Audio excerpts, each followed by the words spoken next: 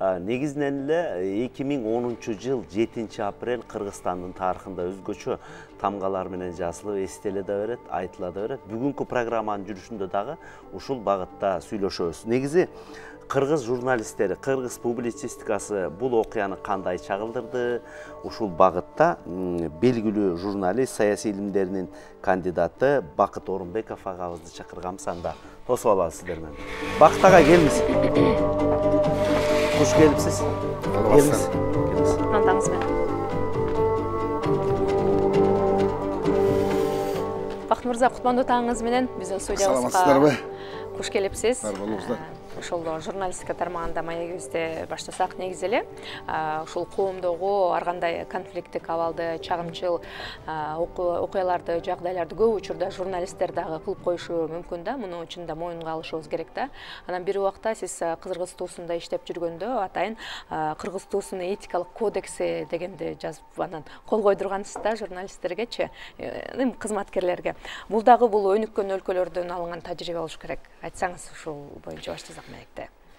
Ооба, тиги демократиялык өлкөлөрдө, башка бир өркөн өлкөлөрдө журналисттерди өздөрү мындай абийир документ этип, өздөрү уят сыйытка, адилеттүүлүккө, мындай этикалык бир жүрүш-турушту сактоого чакырышат да. Анан кийин жалпы өлкөнүн өзүндө журналисттерди аны кабыл алышат.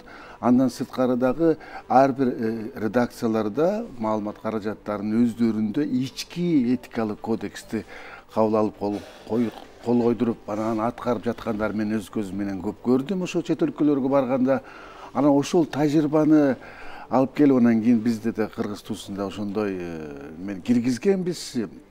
Анын алдында ушундай сунуш кылып, бир топ талкууларды өткөрүп, анан кийин баардыгыбыз кабыл алып, ошол жерде ошол күндөр иштеп аткан ар бир катарда кызматкерден башкы редакторго чейин ошонун кол койгонбуз да. Анан ошону аткарууга аракет кылганбыз. Демек, бул тажрыйба бардык башка маалымат каражаттарына жайылса деле жакшы болот эле да. Жакшы. Бакыт ага, мына бүгүнкү күнгө келсек, ошол күн менин дагы көз алдымда. Биз мынакей бул телемунарада отурчубуз, ал кезде окуя курч өнүгүп атты. 6 апрелден 5 апрель, 6 апрель. Мамлекеттин тагдыры кылдын учунда турду. Ошону биз кандай баа бердик? Журналисттер дагы баягы сөз бар го, ким баягы маалыматка ээ болсо ошол дүйнөнү башкарат деген. Кандай баа жеткирип аттык ошол үчүн, эсиңиздеби? Бул окуяны журналисттер мындай ичинен жүрүп эметти десек болот да. Чагылдырды, ичинен жүрүп аралашты. Жанагы демонстранттардын, жана акцияга чыккандардын арасында көп журналисттер жүрдү. Ошол жерден түз алып берип аткан репортаждарды дагы көрүп аттык. Ошол учурда мисалы үчүн 6 апрелде таласта катуу болбодубу? Мына ошол окуяны дагы мисалы үчүн мен билем, деге Азаттыктын кабарчылары ошол жактан түз алып берип, ар бир саат сайын, ар бир жарым саат сайын кабарлар берип аткандыгын, башка маалымат каражаттарынан өзгөчө мына радиолор түз чыгып аткандарын байкагам. Анткени бизде Кыргызстанда маалыматка кирүү, маалымат алуу мүмкүнчүлүгү башка өлкөлөргө караганда жогору, жобосу мүмкүнчүлүк көп десек болот да. Ошол убакта мисалы үчүн кыргыз журналисттери ошол акцияга катышкандардын өздөрүнүн аркылуу маалымат алып берүү, андан сырткары ошо бийлик өкүлдөрүнүн да катыштырып маалымат алуу да мүмкүнчүлүктөрү жогору болгону мен баамымда ушундай болду да.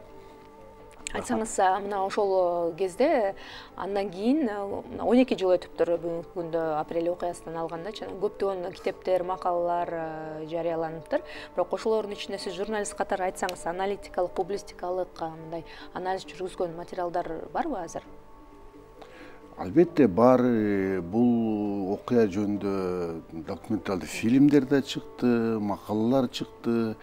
Жанагы баа берилип, эми мен азыр эсиме келбей атат, тагыракчы. Бирок көп эмелер баа бергендер көп. Мына акындар ырга салып дагы баа берип атышат.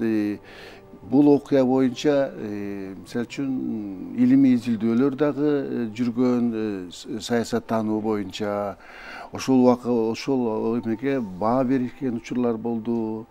Демек, анан буга сырттан башка өлкөлөрдүн дагы эмелери, изилдөөчүлөр, журналисттери буга өтө кызыккан. Бул окуянын башка өлкөлөргө караганда кандай окшоштуктары бар, же айырмачылыктары бар. Деги эле кыргыз элинин бул өзүнүн эркиндиги үчүн, өзүнүн азаттыгы үчүн, адилетсиз бийликке болгон күрөшүндөгү бир өзгөчөлүктөр да ошол жөнүндө көп жазылды. Жакшы. Негизи эле өзүңүз жакшы билесиз, Кыргызстан 91-жылы өз эгемендүүлүгүн алды. Анан эркин гезиттер, эркин басылмалар, эркин телевидение, радио дегендер пайда болбодубу? Канчалык деңгээлде ошол өзүн өзү актады, моундай окуялар таасирин береби ошол сиздин баамыңызда? Эмнеге таасир берет? Ошол журналисттердин эркин сөзүн эркин айтууга кандай деңгээлде таасирин берет деп ойлойсуз? Мисалы үчүн 7 апрель окуясынын алдында тиги форумда өткөн чоң саясий акцияда бир нече пункттан турган эме болгон. Ошол учурда бийликке талап коюлган да. Ошол бир пунктунда мындай Кыргыз телерадио корпорациясын коомдук телерадио кылып өзгөртүү жөнүндө деген болгон да. Бул жерде дагы бир маселе чыккан да. Анткени мамлекеттин көзөмөлүндө турган маалымат каражаттарындагы жанагы этикалык кодекстердин бузулушу, тең салмактуулуктун жоктугу, башка деген маселелер чыкканда, мына ошондон улам анан кийин мына 7 апрелден кийин Кыргыз телерадио корпорациясы коомдук болуп, башкача статуска, коомдун башкаруусунда статуска келген. Бул негизги чоң жетишкендик деп айтсак болот. Андан сырткары башка маалымат каражаттары мисалы үчүн улутташтырылды да, улутташтырылып, тиги мамлекеттик телерадио корпорация болуп уюштурулду, Пирамида, же болбосо 5-канал, мамлекеттин эмесине өткөрүлдү, карамагына өткөрүлдү. Андан кийинки өнүгүшү эми дагы такыр башка маселе да. Анан кийин бизде мына маалымат каражаттары, сөз эркиндиги боюнча эл аралык рейтингдер чыгып турат эмеде, дүйнөдөчү. Мына ошондо моундай бир жагдайды байкайбыз да.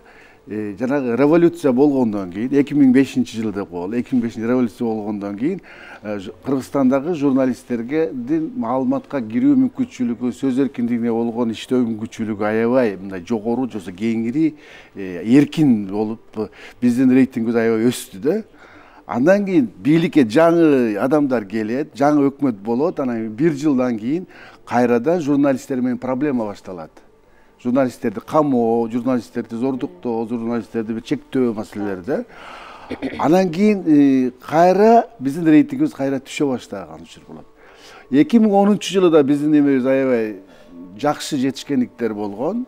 2010-жылда 7 апрелден кийин Кыргызстандагы сөз эркиндигине болгон мүмкүнчүлүк аябай кеңири болуп, биз алдыңкы чыгыш Европа мамлекеттеринин деңгээлине чейин жеткенбиз. Экинчи дагы 1 жыл өткөндөн кийин татаалдаша баштаган жагдайды байкайбыз да. Биз ошондо Кыргызстандагы сөз эркиндиги мондай толкун сымал да, толкун сымал. Жаңы бийлик келгенде жакшырат, кийин дагы бир эсине келгенден кийин кайрадан татаалдаша. Кезегинде сиз дагы Асабада иштеп калбадыңыз беле? Ооба. Арында Асабанын дагы Ооба да, бул тарых дедиги Акаев заманынан бери башталат да. Акаев заманынан бери Кыргызстанда ушундай Бакиев заманда мындай, кайра Атамбаев заманда мындай, Жээнбеков заманда мындай, ушинтип толкун сымал келе жатат да. Кыргызстанда биз мындай бир салыштырууларды айтабыз да, биз кошуналарга караганда эркинбиз деп коебуз да. Биз Россияга караганда эркинбиз деп. Биз ошол менен мактанбашыбыз керек деп ойлойм. Биз дүйнөнүн өнүккөн өлкөлөрүнүн деңгээлине жетишибиз керек. Биз Финляндиянын, биз Норвегиянын, биз Германиянын, биз Франциянын деңгээлиндеги сөз эркиндиги, же болбосо маалымат каражаттарын иштөө мүмкүнчүлүгүн ачышыбыз керек. Ошого биздин бийлик дагы, биздин журналисттер дагы аракет кылыш керек. Рахмат.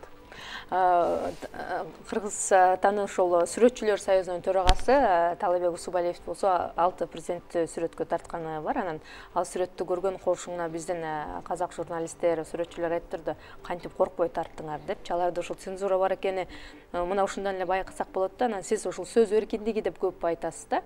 Сөз эркиндигинин оң жана терс жактары болот да. Чечмелеп бересизби? Сөз эркиндиги деп эле күрөшө беребиз да, бирок анын мындай терс жактары дагы бар да. Сөз эркиндиги деген түшүнүктү биз Кыргызстанда көпчүлүк учурда журналисттерге эле байланышкан түшүнүк деп ойлойбуз да. Жок, сөз эркиндиги деген түшүнүк бул Кыргызстанда жашап жаткан Кыргызстандын бардык жарандары үчүн зор мүмкүнчүлүк да. Бул сөзгө болгон эркиндик адамдын мындай табиятынан төрөлгөндө эле пайда болуш керек да. Төрөлгөндө эле пайда болгон. Мен сүйлөй алам, оюмду айта алам, ата энеме оюмду айтам, айлана чөйрөмө оюмду айтам, аны мен жарыялай алам деген түшүнүк жөнөкөй эле журналистикага деле байланыш. Бүт бардыгыбыздын энчибиз болуш керек да. Ар бир айылдабы, шаардабы, көчөдөбү адам өзүнүн оюн кимдир бирөөгө эркин айта ала тургандай мүмкүнчүлүк түзүлүш керек. А бирок сөз менен, маалымат менен көп иштеген журналисттер болгондуктан анан бизге гана тиешелүү деп калат да. Ошондуктан биздин улуттук баалуулугубуз катары, биздин эркиндигибиздин эң чоң жетишкендиги катары бул сөзгө болгон эркиндигибиз бааланыш керек да. Кудайга шүгүр, да, биз башкаларга караганда эркинбиз.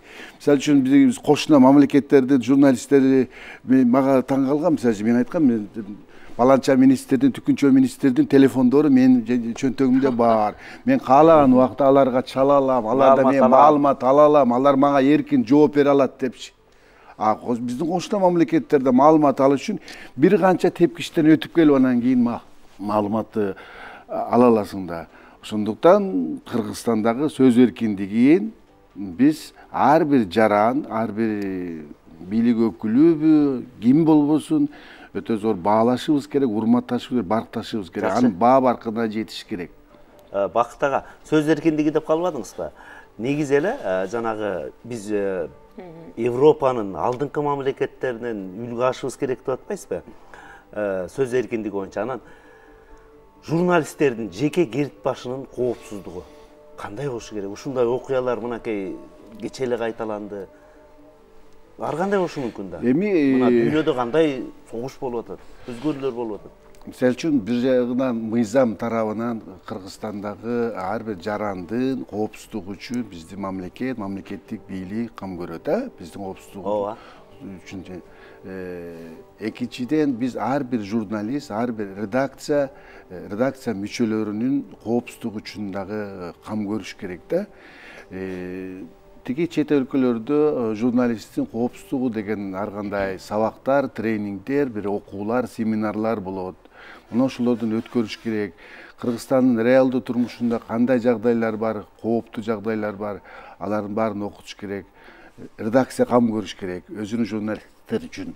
Анан кийин ар бир журналист өзү дагы кам көрсүн, өзүнүн коопсуздугу үчүнчү. Көчөдөбү, коомдук жайдабы, башкадабы. Жанагы бир Кыргызстанда ошо мына биздин окуяларда 2005-те, 2010-до неме болгон, көп журналисттер милициянын колунан сабалган. Анан кийин милициялар айткан, биз талпанын ичинде турганда каяктан билебиз, кимиси журналист экен, кимиси жөнөкөй адам экен деп. Ошондуктан анан кийин журналисттердин ким экенин айырмалап туруш үчүн ар кандай формаларды да тиктирип, форма тигип эметпеди, бул журналист экен депчи. Мына ошого окшогон бир чараларды көрүш керек деген ойдомун да. Жакшы, рахмат. Анан журналисттик статус тууралуу да айтып өтсөңүз, сөз болуп калды. Эми журналисттин статусу ал ким экендиги мыйзам тарабынан эметилген. Кыргызстанда маалымат каражаттары жөнүндө мыйзам бар. Кыргызстанда дагы башка мыйзамдар ошондо журналист деген ким депчи статус көрсөтүлгөн. Биз маалымат каражаттарынын бардык тармактарында керек болсо кино тармагында иштеп аткан адамдар дагы журналист болуп эсептелет да. Китеп басып чыгаруу тармагында иштеп аткандар дагы, башка эмеге элге маалымат таркатып жаткан башка кесиптегилердин бардыгын биз журналист деп атай алабыз. Анан кийин журналист деген бул бир сыймыктуу статус, коомдук жагынан алганда сыймыктуу статус. Башка кесиптерге караганда өзгөчө бир жоопкерчилиги бар. Мисалы үчүн бир айталы бир цехте иштеп аткан инженер болсо, эгерде ката кетирсе, ошол цехке, заводко зыяны тийиши мүмкүн дейли. Эгерде бир мекемеде иштеп жаткан экономист, бухгалтер бир ката кетирип алса, ошол мекемеге, ишканага зыяны тийиши мүмкүн. А бирок журналист туура эмес маалымат берип алса, калыптуу сүйлөп атса, же болбосо жасалма маалыматтарды берип атса, пропагандалык иштер менен маалымат алектенип жатса, анда бул жалпы коомго зыянын тийгизет да. Ошондуктан журналист сөзүнө, оюна, маалыматына, цифрасына, фактысына аябай зирек, аябай дыккат, аябай сак, аябай так мамиле кылыш керек да. Ошон үчүн айтканда, деги бир акылман айтканда, сен жарыялаганга чейин сөз сенин кулуң. Ал эми жарыялагып кеткенден кийин сен сөздүн кулусуң. Кулу болуп каласың да. Рахмат сизге. Рахмат, бар болуңуз. Бүгүнкү күнүңүз ийгиликтүү, жакшы маанайда улансын. Рахмат сиздерге дагы.